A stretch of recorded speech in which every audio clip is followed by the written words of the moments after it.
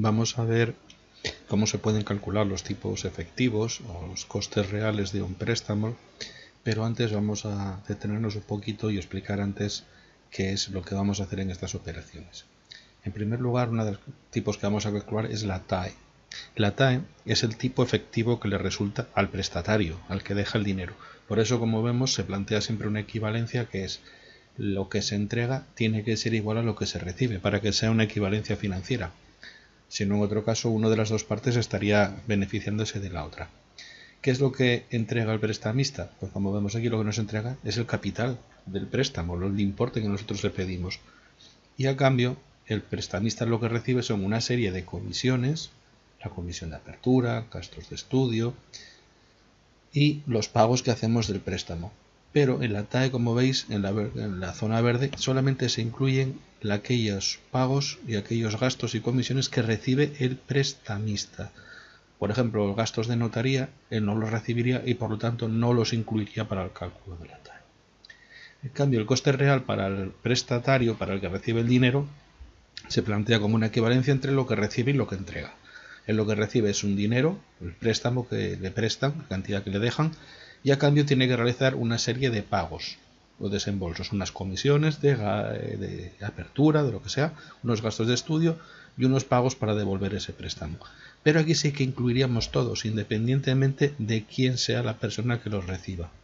¿Vale? Los gastos de notaría al principio, los gastos al finales de cancelación de una escritura, los gastos por comisiones que me cobre el banco por realizar los pagos al banco al que le debo el dinero, etcétera, etcétera.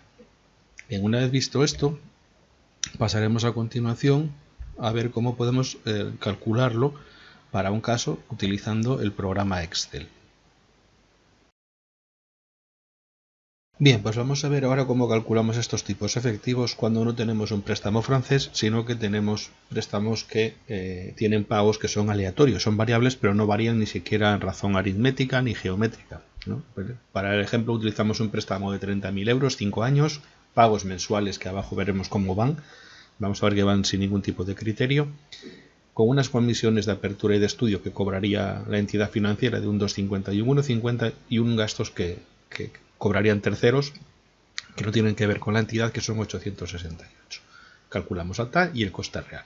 Bien, en primer lugar lo que vemos aquí va a ser lo siguiente, es que los pagos, como vemos, varían aleatoriamente, ¿vale? Vemos que no hay ningún criterio entre ninguno de ellos, aumentan, disminuyen, no hay ningún problema, pero sí que tenemos que comprobar una cosa, y es que en todos y cada uno de los periodos hay pago.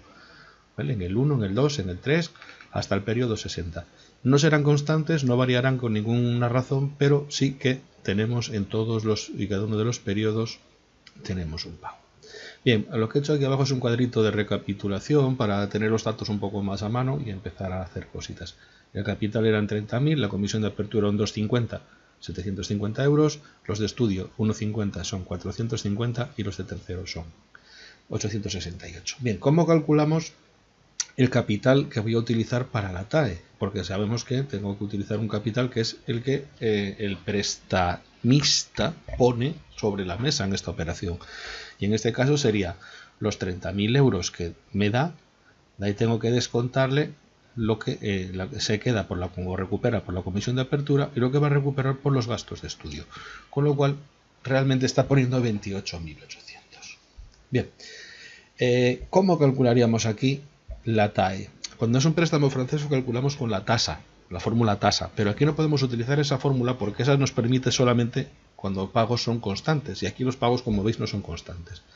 Entonces lo que voy a hacer va a ser duplicar aquí debajo, para este caso, la tablita del préstamo, ¿vale? Vamos a copiarla, volvemos aquí y aquí la pegamos para tenerla duplicada y no perder los datos, que eso es importante. Bien, ¿qué vamos a hacer ahora? Vamos a plantear la operación siguiente, como realmente es un préstamo nuevo. Yo voy a poner el formato para luego no liarme con el otro. Bien, ¿qué ocurre aquí?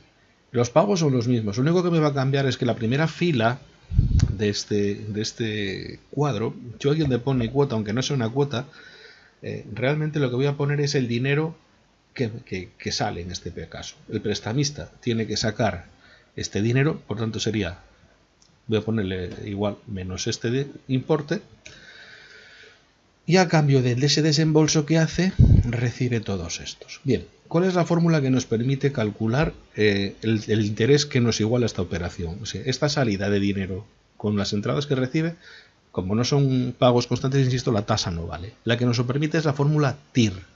Vamos a ponerla aquí para que nos la calcule. Tenemos la fórmula TIR y veis que los argumentos de esta función son muy sencillos. Te dice, ¿qué valores quieres? Pues empezamos y le marcamos estos que tenemos aquí, todos los que están en la operación.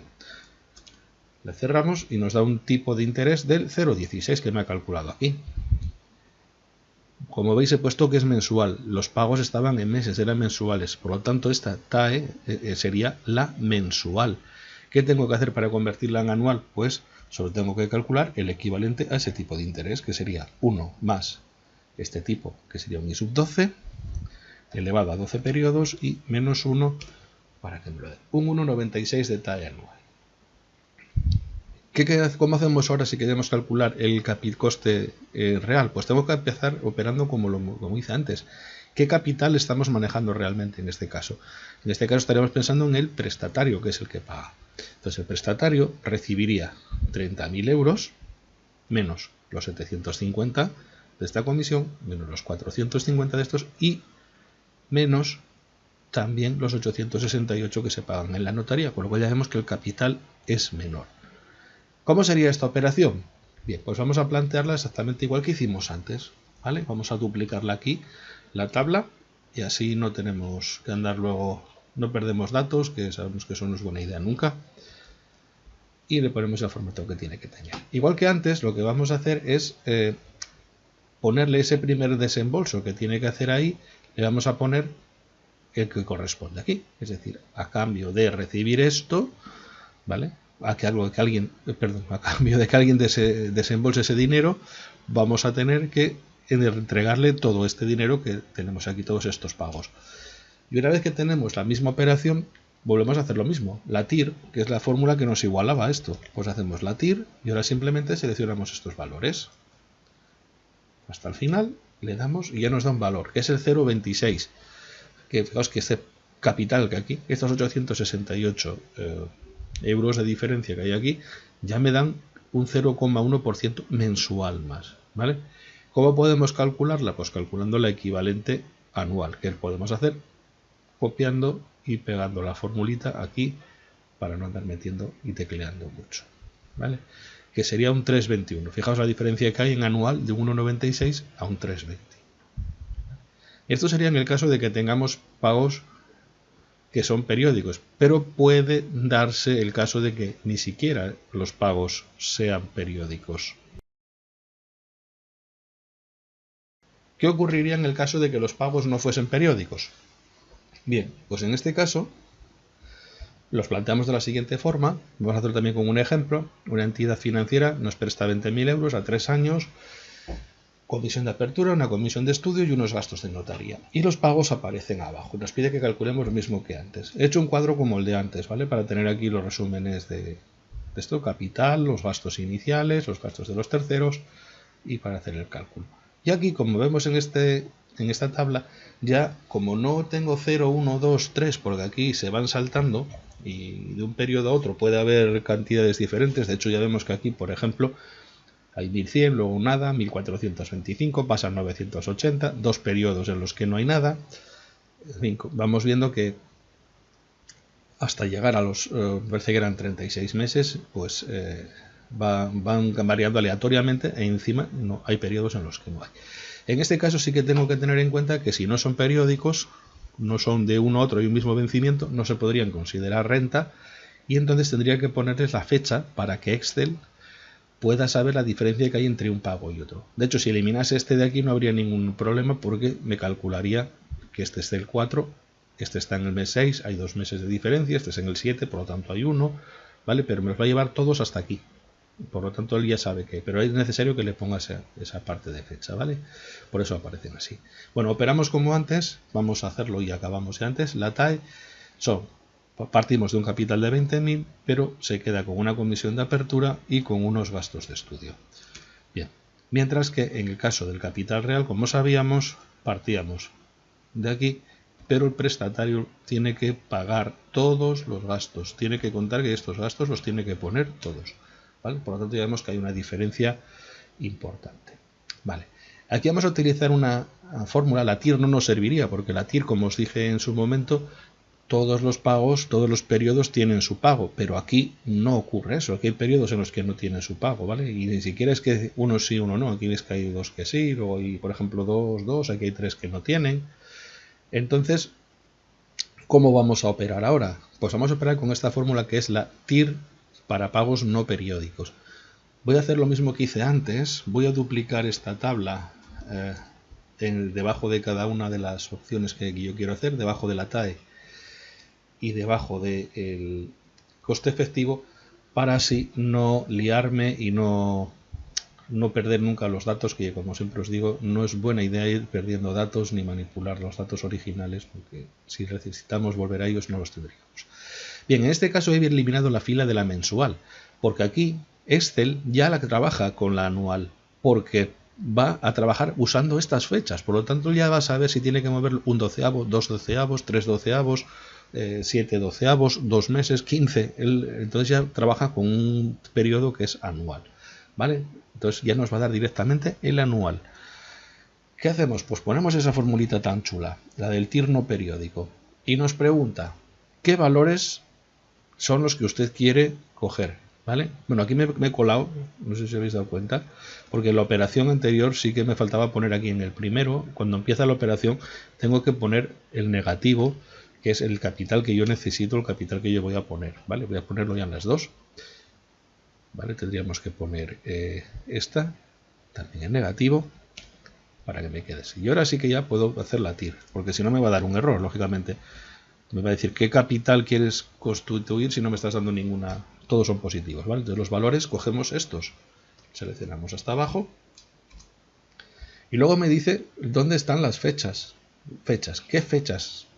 Pues las fechas están en esta columna. Pues lo hago lo mismo, la selecciono hasta abajo. Y con esos datos Excel ya es capaz de calculármelo y decirme que la TAE es de un 7,11%. ¿Vale? Y para el coste real tengo que calcular lo mismo que he hecho ahí. De hecho podría copiarlo y pegarlo, puedo copiar y pegar la fórmula, ¿vale? Pero bueno, voy a repetirla porque como es la primera vez que la usamos, para que veáis cómo se ha hecho, ¿vale? Haríamos la TIR no periódica, los valores, selecciono la columna de los valores tal cual, y en las fechas le digo que las fechas, perdón, están aquí en esta columna de la selecciono hasta abajo, le doy y ya me da otro valor, el 10,505, ¿vale? Esta es la forma de calcularlo para casos de que tengamos pagos no periódicos, variables en cantidad. Por supuesto, si fuese un préstamo francés también podríamos hacerlo y nos lo daría exactamente igual, ¿eh? Este serviría para cualquier tipo de préstamo. Para que estamos pensando que en el francés tenemos otras opciones más rápidas de hacerla y quizás más sencillas. En este caso tendríamos que desarrollar todos y cada uno de los pagos de los periodos, porque si no, no tendríamos manera de hacerlo. En el francés, conociendo uno, ya sería suficiente. Bueno, pues esto ha sido todo de momento.